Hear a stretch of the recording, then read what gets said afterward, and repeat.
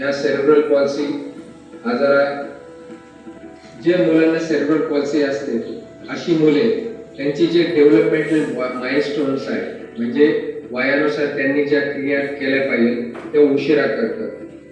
उदाहरणार्थ लहान मुलांनी जी मान सांभाळणे आहे, आम्ही त्याला हेड होल्डिंग म्हणतो, ते 5 ते 6 महिन्यापर्यंत केली पाहिजे.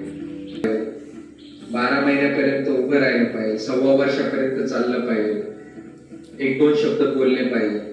तर ह्या ज्या माइलस्टोन्स असतात तर हे माइलस्टोन्स हे सेरेब्रल पॉल्सी असणारी मुलं हे वेळेवर अचीव करत नाही, हे उशिरा अचीव करतात.